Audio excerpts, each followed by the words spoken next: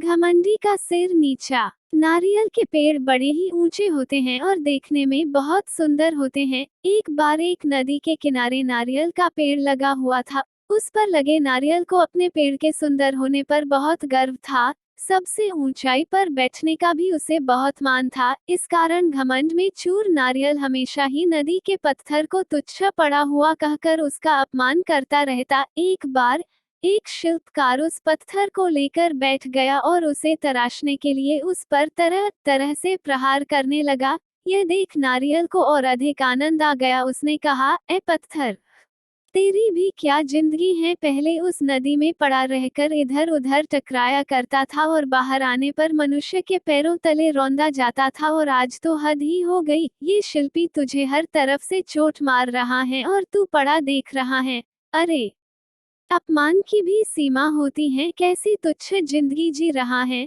मुझे देख कितने शान से इस ऊंचे वृक्ष पर बैठता हूँ। पत्थर ने उसकी बातों पर ध्यान ही नहीं दिया।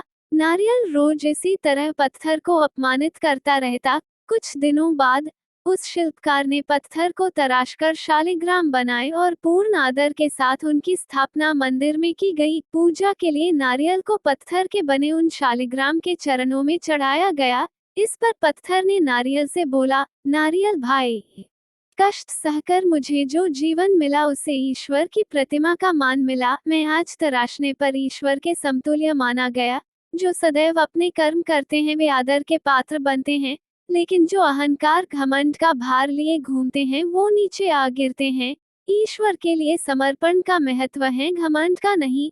पूरी बात नारियल ने सिर झुकाकर स्वीकार की, जिस पर नदी बोली, इसे ही कहते हैं घमंडी का सिर नीचा। घमंडी का सिर नीचा। इस कहानी से हमें यही शिक्षा मिलती है कि हम घमंड करके स्वयं अपनी छवि का अपमान करते हैं।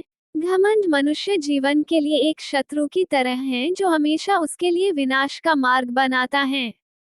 कहते हैं न, सफलता मिल जाती है, लेकिन जो इस सफलता पर घमंड नहीं करते वास्तव में वही सफल होते हैं। घमंडी व्यक्ति कितना भी ऊपर उठ जाए, एक दिन वो नीचे आकर गिरता है, और उस वक्त जो उसका अपमान होता है उससे बड़ा श्राप उसके लिए कुछ नहीं होता। घमंड एक ऐसा भाव है जिसमें मनुष्य कब फंस जाता है उसे इसका भान तक नहीं रहता। इसलिए सदैव अपने जीवन का अवलोकन करना चाहिए। अपने आप को कटघरे में खड़ा कर खुद अपनी करनी, अपने बोले हुए शब्दों का निष्पक्ष न्याय करना चाहिए। और अगर आप खुद को दोषी पाते हैं तो गलती को स्वीकार करें और समय रहते उस गलती के लिए क्षमा मांगे।